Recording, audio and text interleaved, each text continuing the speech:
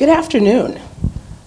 I'm Vanessa Perry, Associate Dean for Faculty and Research here at the George Washington University School of Business, and I am pleased to welcome you to another episode of George Talks Business, where we interview interesting people to talk about topics that are top of mind to global business leaders.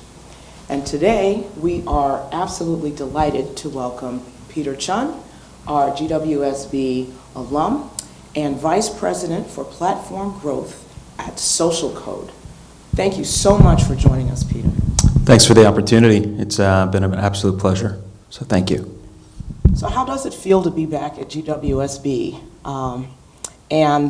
We were just chatting before about some of the changes in the facilities. But what was your experience like here, and what did you take away from your experience at GWSB that has led to your career success? Yeah, GW was I was in the era where the 56K modems started to transition to T1, and the new hall was the first dorm that had the T1 cables, and we got in there by lottery, so it was very fortunate. But GW was so incredibly important for me in my personal development, which then made its way into my professional work. And I have lots of work to continue to do. To be clear, I think we're all constantly learning and evolving and getting better. But GW was very important for a couple of reasons. One, there was one class in particular, advanced advertising, led by Professor Linda Maddox. And I don't think she's here, and hopefully she's viewing this or will see this through the live stream at one point. But thank you so much, and I have a huge debt of gratitude. And the reason why that class was so important was really twofold. One, it taught me about teams and how to work with teams. And I think the opportunity, I was fortunate to be a presenter, but really was just a way to kind of distribute the information of the 12-person team that was heavily involved. And not everyone was able to present. But being able to do that and represent the team and go through deliberations with the brand at the time is Toyota Echo, and trying to find the way to penetrate kind of that younger demographic with the new car was the objective. But doing focus groups, going literally around, putting surveys on cars in parking lots to get a readout of how people think about purchase decisions when it comes to cars and families and generations was really interesting. But that was really, really valuable. And then the second part of that came out of that was just the reward, right? So for those of you that don't know, once you go through the process of the competition and you start winning some of the rounds, you get to the regional level and you present, and not just the presenters, but everybody involved, you just get bombarded by recruiters. And this is the first time where you really feel like, whoa, the desire of being wanted in a professional environment outside of kind of the work and the commitment was a really incredible and very fortunate feeling. My only challenge was I was a junior at the time, so I wasn't actually going to the workforce.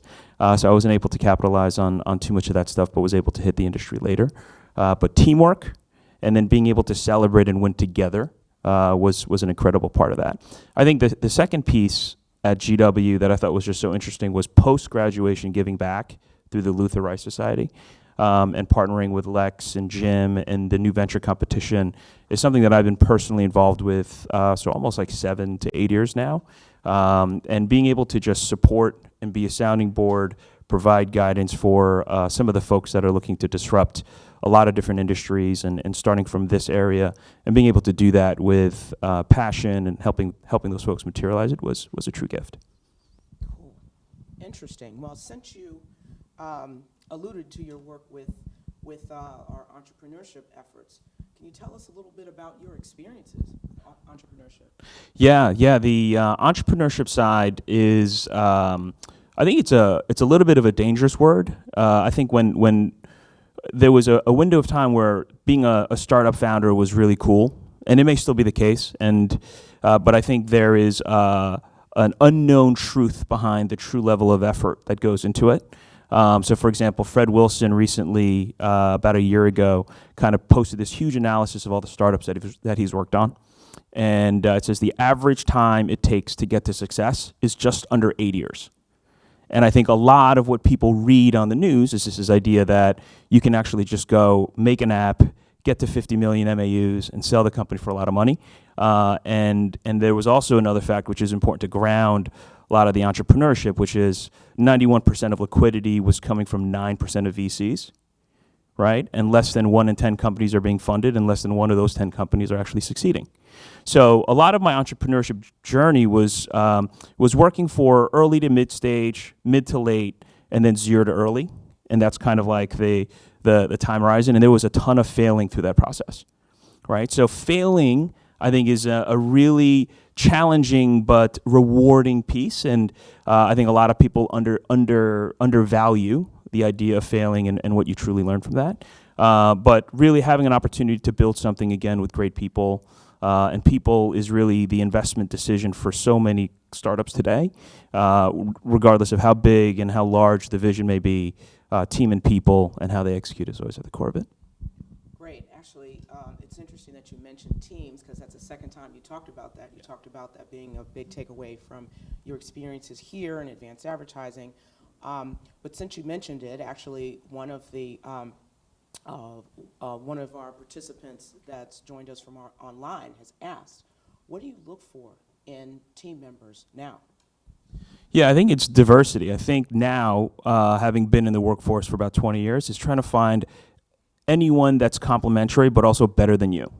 So I think as you go through that, when you get out of college, I think your first effort is to kind of live into the, oh, my friend got a job that's paying me X amount of dollars, and there's always like these dollar salaries that were thresholds that you wanted to hit to unlock something. And I think a lot of folks get to that point and then really feel a little less satisfied, because they truly, what is the purpose behind a lot of the things that you do? I think over time and through the experience of failing, I think, there's a line which is, to go fast, you go alone, but to go far, you have to do it with others. And that line has never felt more real to me than the last 5 to 7 years, just working in industries that are very complex, but also relying on others. So the teams, diversity, but also incremental value adds that will oftentimes make you feel like you're not that smart, or you wish you were smarter. But the beauty of all of that is when it comes together to measure the impact that group has, it's truly satisfying. Awesome. So I'm going to ask you this question probably twice. This is the first time. Do you have any advice for our current students and our emerging leaders in the marketing and other related fields? And then do you have any advice for sort of more advanced professionals who may be mid-career? Yeah, so it's a great question. Let's cut that up into kind of mid to senior. When I say mid to senior, it's like those that have been out of school for 10 years and working for 10 years. And kind of out of school is like, let's call it within 5 to 7 years. Right, so I would say for the mid to senior level execs, there's a lot of people that take claim to this statement, but I find it's personally, I have found it to be true, which is it takes 3 years to know what business you're in. So when you're in a startup, and I have failed 2 startups, so this is not like, they were not enormous. One was venture backed, and we had a lot of good momentum, but it just didn't work out.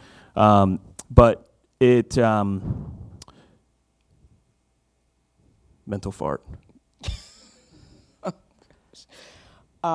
You had a lot of momentum. Yes. So for the mid to, it takes 3 years to know what business you're in, right? So thank you for that. So that statement, when you're in a startup, your business is going to evolve year 1, year 2, year 3. And when you're not in a startup and you're in a mid to late stage company, it's going to take you 3 years to know what impact you can actually drive, where the known knowns and the known unknowns become revealed. And then also, when you find out what you have to do, you're going to find out ultimately what impact the organization can actually have with you, right? So the organization's ability to intake your talents and output what you want is going to take time. So there is this idea of it takes 3 years to know what business you're in.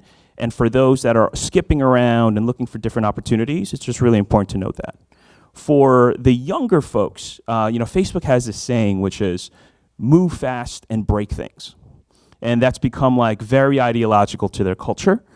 And my advice to the younger folks would be move fast and do things, right? This idea of talking and I want to be great is like so permeated in the optics of the world. And, we live in a world where Instagram and Snapchat are kind of pervasive at the core of how we share information. But moving fast and doing things is really, really important.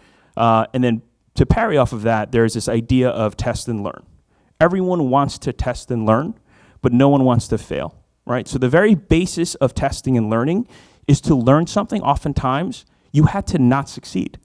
So moving fast and doing things, testing and learning is really, really important.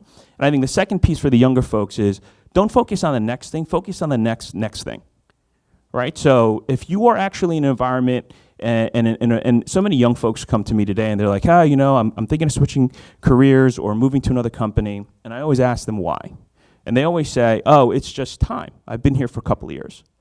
And I say, well, what are the areas that you want to focus on? And that might be, well, I want to get better about project management.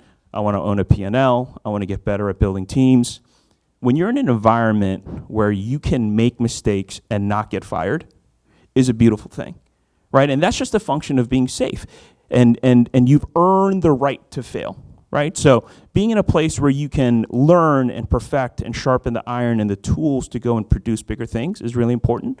But also, you're going to be working, maybe not all of you, but for 4 to 5 meaningful decades, right? So for everyone to rush out in the first half decade of graduating college and wanting to conquer the world, not only does it not make sense, it's also just unrealistic, right? So what are the skill sets that you want to build and nurture and validate to unlock the next opportunity? Oftentimes, that might be 2 jobs down the road that you want to get to. So the advice around just a little bit of planning, and knowing that the first 5 to 7 years of you coming out of college is an experiment, and understanding your strengths and weaknesses is really, really valuable. And that's just something I wish I would have told myself in hindsight. Awesome. So let's switch gears for a second and talk a little bit more in depth about the marketing communications. So when I started teaching the marketing department here at GWSB, I taught consumer behavior and marketing research, and we spent a lot of time talking about television advertising. And that was right around the time when you were just entering your career. So what happened to television, and sort of where are we now? Yeah, so TV is like one of those things where I think a lot of my friends and I, we grew up with cassette tapes. And we used to make compilation tapes and mixes for, the significant others you were trying to go after, and you'd spray cologne on a teddy bear and give it as a gift, and like the cassette tape mattered. You might have to define cassette tape. Cassette tape is this thing. Well, was actually not to go on a tangent, but just really this instinct to press a button. So cassette tapes, obviously, they turn and the tape has the music, and when you press play, but you have to rewind and forward, and you have to wait. And it was always this idea of I'm gonna actually stop it precisely when the song starts. And there were some people that really built that skill set. But being in the world where cassette tapes became CD players, became non-skippable, rather skip-proof CD players, to MP3 players, to now just having all of digital libraries in the cloud, is this really interesting view. And I can appreciate now how TV has evolved. And it's very similar because there's this pattern that we're following in that ecosystem where the platforms within which TV consumption is changing. And because of let's call it the millennials and the Gen Z and the Gen Alphas coming up, this idea of our attention span being super, super fast and viewing everything mobile is creating this new ecosystem of what they call snackable content, right? And cord nevers. Right, so there's this cohort of people when it comes to TV viewing, just to take a step back and contextualize, which is cord cutters. So those that are watching video and TV, but actually not subscribing to a Time Warner, an RCN, or Fios for TV. And then there's actually these cord nevers, which is a cohort of people that are growing up that are never going to actually subscribe to cable television. So Mary Meeker just, she has her annual Internet Trends, which is a super, super compelling doc. And this is the first time ever where people are spending majority of time on mobile devices versus television. And I think the exact number is something like 226 minutes on mobile versus 216 minutes on television. And a decade ago, it was 266 minutes per day on TV, 20 minutes on mobile, right? So we've now kind of hit this world. And in a 15, and when we look at the Gen Y and the Gen Z, I am a Gen Xer, right? And now all of my friends have moved to cord cutting. Roughly 15 to 20% compounding is likely going to increase, are becoming less addressable on television.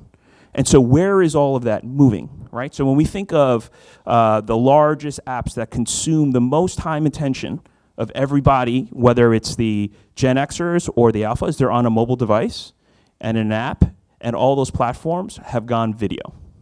So when you look at Facebook and you look at Instagram and you look at Quibi, which is an up-and-coming short form platform, their actual and Snapchat is a great example of this. These are all channels that have gone from us sharing user-generated content to producing original content themselves. Right, the original content game is the thing. So Snapchat has this thing called Snap Selects. Facebook has this thing called Facebook Watch.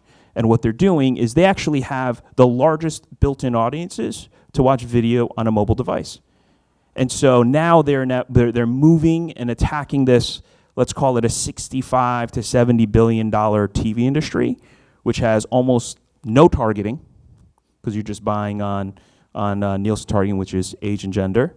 And then you're also being able to go and apply the most sophisticated advertising targeting and measurement stack of Facebook onto TV viewing, right? So it's a really interesting time, and I wouldn't say that we're in this cassette tape to CD to MP3 to audio. We're just going from cassette tape to like $4.99 iTunes, right, for college student discounts. And so this is really changing the way marketers think. And I think the perspective of the folks in this business school have a huge advantage, because even folks like me, as much as I may think I know what content resonates to a Gen Y or Gen Alpha or a Gen Z, I have no idea. And so this is a unique opportunity in time where all of us can actually talk about the content that matters, what types of content makes me stay more engaged, which one creates more sessions per day, per app, per platform, et cetera. And we're just kind of in the very early days of that stuff. So it's a lot of marketer confusion, a lot of opportunity, and now the incumbents that used to own the rights to the largest TV dollars are now moving to the most kind of flourishing social platforms, if you call it that. So social and video are really hand in hand. Speaking of confusion, I'm totally confused. I mean, I spent a large part of my sort of PhD training and 19 years of teaching focused on, segmentation, targeting, and positioning. And so I'd love for you to talk a little bit about what all this means for brands and what it means to sort of build a strong brand and what resonates with the sort of younger cohorts about brands. Yeah, it's a great question. So when we think of a vertical or sub-vertical of retail that really capture this attention, they started to be called like digital disruptors. So think of those as like the Allbirds shoes, right? The Stitch Fixes online, effectively companies that are bifurcating the middleman to create more value and return the economic savings back to the consumer, right? And those companies are moving at an incredibly fast rate for many reasons. All the reasons I don't know, but one of the reasons I do know is there's only one decision maker usually from the marketing side that's looking at what I would call analog channels all the way to digital channels all in one, versus splitting them up and saying, I'm going to have a media head that's going to run media partnerships and media revenue, and a digital head that's running digital media and digital revenue. And now analog and digital are converged, right? You can buy TV through digital platforms like Google. Google's own platform is called DV360. But more importantly, it's now a symbiotic relationship, and all the signals are being input, and we're in a mode now when there's one owner. I'm not going and committing $10 million to agency A for TV, $10 million to social agency for Facebook, and $10 million for display dollars through the trade desk. I'm saying I have $30 million, and I want those budgets to be very elastic based on who is responding to my buys. The reason and how you can do that is through targeting. So Facebook has effectively created the open graph, which became the interest graph, which became the open graph, which became the most targeted way you can actually go find a user. And their AI now is so sophisticated, they have this thing called campaign budget optimization. Sounds very technical, but it's really not. All they do is they've simplified the way a brand can buy targeting, buy media, and reach users to meet objectives. And that's simply have as many types of creative as possible, upload them to Facebook, and we will find the people for you. So long as you know broadly who those people are. And so the challenge for marketers is no longer about, I have buying power over certain channels, I can get you the best rates. It's the companies that have the most insight on personas and profiles, and they're able to intake, third-party data sources and marry them with first-party data sources to create these test and learn opportunities with different personas they want to target, are the ones that are winning, because there's no spend commitment. All the data readouts happen instantaneously, and you can go and test that all day. Right, so that I think is the big delta, and that's why companies like Allbirds and Birdies.com and a bunch of these pure play online players are absolutely crushing it. Wow. So you mentioned sort of artificial intelligence and a lot of sort of analytics behind all of this. So what does that mean for what it is we're working with students on here in our school, in our curriculum? What do folks need to emphasize to be prepared for careers in these areas? Yeah, there's so many ways to answer that.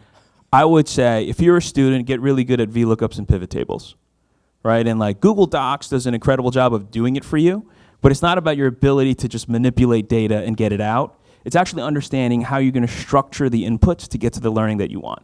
So I think that's very, very tactically for all the college students, get really comfortable with Excel. Mm-hmm. I think the second thing is understanding what good learning agendas are. So learning agendas is this thing that people talk about, but it's effectively like a micro brief or a plan. And that is to say, hey, you know what? We're going to go take a media dollar or a plan for reaching, let's call it Gen Z females through the internet or through mobile. And I'm going to actually do a 3-cell test. I'm going to just only run media on television. I'm only going to run media on Snapchat. And then I'm going to run media on both. And I'm going to try to understand how each of those interplay with each other. So does running of two channels together actually drive incremental lift? Or does the analog channel outperform the digital channel? And more importantly, like, what is the amount of time that I need to run that media? And ultimately, what is a sign of success? And that is just a framework, right, that you can apply for advertising, you can apply it for strategy, but this idea of test and learn gets broken down into what we call learning agendas, and always understand and not be biased. Like, you're going to want a certain outcome to be a certain outcome, but you got to always let the data kind of drive where you should be putting time and investment. Wow, that's extremely helpful, not just to our current students, but to our faculty. And sort of what we need to be integrating in the classroom experience.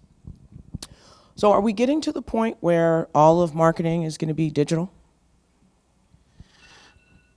I don't think so. I think there's a huge amount of value for TV, right? Because I just think it's flipped around. I think brands started with, when you think of creative, the largest creative agencies would go and build 2 30-second spots, and they would invest, millions of dollars to go produce that with the hopes to get a Cannes Lion Award mid-year, but also get that creative to run on the Super Bowl. Like, that was always the goal. Now I think we're moving into this world where everything is much more fragmented, but data-driven, but more importantly, allows brands to react quicker, right? So the investment that needs to come from that standpoint, I think, is to move faster, be more nimble, and structuring a lot of the creative in the example that I had shared, just trying to put a little bit finer point around it to get to the outcomes you're looking for. Great. So what's the most gratifying part of your job? And the least? That's the next piece. The most gratifying part of my job that's a good question, is seeing those around me succeed. So I think there's these stereotypical profiles of successful people in organizations. And he or she is usually very loud, very polished, always on time, knows the best answer, is somehow behind the driving force of the most successful concept. To make all that stuff work requires an insane amount of people, right? And the people that come and are honest about the areas they want to work on, whether it is a qualitative public speaking or an EQ component, to people that are like, look, I'm just not a quant data person. I suck at it. I want to get better at it. And being able to see that evolution over time and being a small participant in that journey and that process of growth, I feel like is really, really valuable. I think the second piece of that are those that are so focused on success that they don't have empathy for the people in the process to success, evolve and transform to have empathy for those around them. So one is like hard-nosed work on like my professional skill set and attributes, and there's the people, empathy, and just becoming softened to become a more likable person. And I think that those two areas of growth and change that I've seen in people that I've worked with and that have worked for me and that I've worked for has been the most rewarding. The least rewarding is when everyone, the people, I'll use that same example, is when you invest a lot of time with that individual and they love it and they think it's just them. And it's I, and it's not even about me, but just the process. I think that they're still so focused on the outcome, and that's just a function of time. There's this line, time is the revealer of all truths, right? And empty cans make the most noise, right? So over time, the truth is going to come out, and that's just something that the individual have to wrestle with. Empty cans make the most noise. I'm going to remember that and use that one quite a bit. How do you keep up with everything that's changing in a rapidly changing industry, and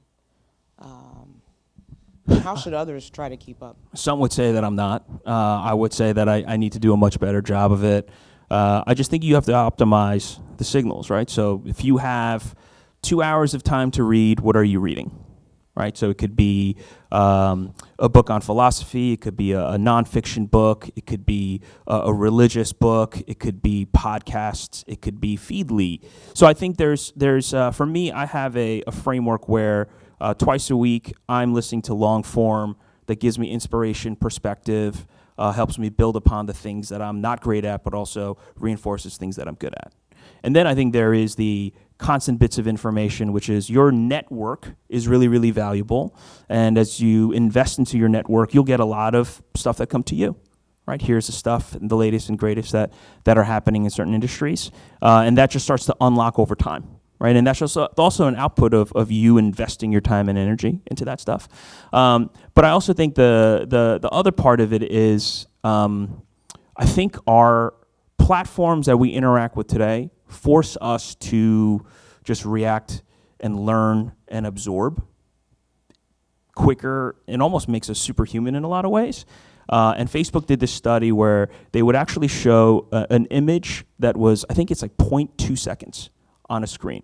And then they would crowdsource the room on what they saw.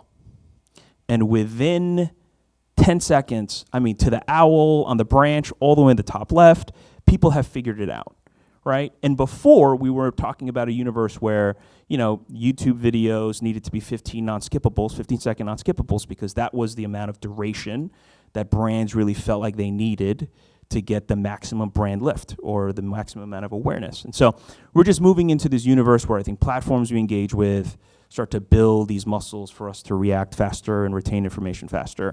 And I think that underlying action is you can't reject change and new platforms and new innovations because you think that you are losing out on the thing that makes you good, right? So to some extent it's insecurities, but to some extent it's you got to make the time to do that.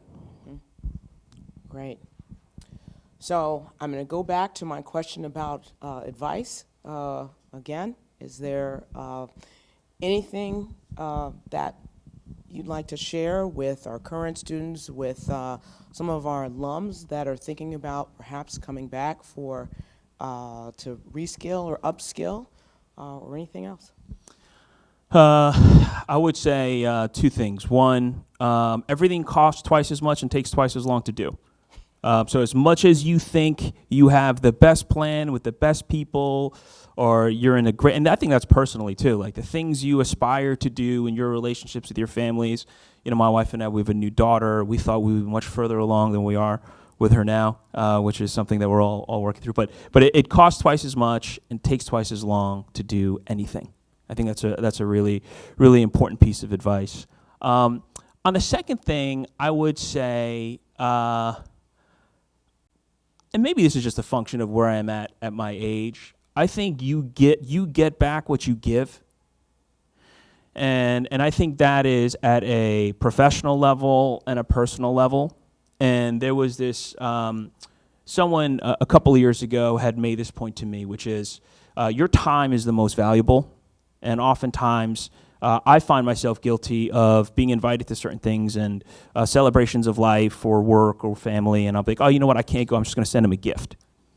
And the gift is, when I was much younger, I would harp on, like, oh, I got him or her a really nice gift, like that should be great. But as I've become more, I should say wiser, but still a long way to go, to be clear. But as I've gotten wiser, time is incredibly valuable, because that's the limiting factor that nothing can buy and nothing can be recreated. There's a finite number of time in days for us to operate with and give. And so I think giving your time, whether it is let me go with you for a walk to help you unpack what's on your mind. Let me just go with you for 5 minutes before you're going to take this exam, or 5 minutes after this exam. And I think what you give truly comes back tenfold. And the ROI on that takes a lot of time. And I found that doors that I had opened, or the one conversation that I'd had even 10 or 15 years ago, has come back and surprised me as a gift to me. And I think that kind of ecosystem and that type of mentality matters a lot in this day and age, where everything is so ephemeral and everything's so fast and so fast-paced. But I think that would be it. Give. And the giving means a lot of different things, but one thing we all have is time. Awesome. Well, thank you so much, Peter, for giving us your gift of time today. It really, giving back is, as you stated, it's really valuable, and we very much appreciate it. Welcome back home to GWSB. Thank you. Thank you all for joining us today. I hope you will join us next week, when we will be broadcasting live from New York, not on a Saturday night, but on a Thursday, where we will be featuring Mr. Charles Bendit, a member of our Board of Trustees here at GW, and from Taconic Investments. So thank you.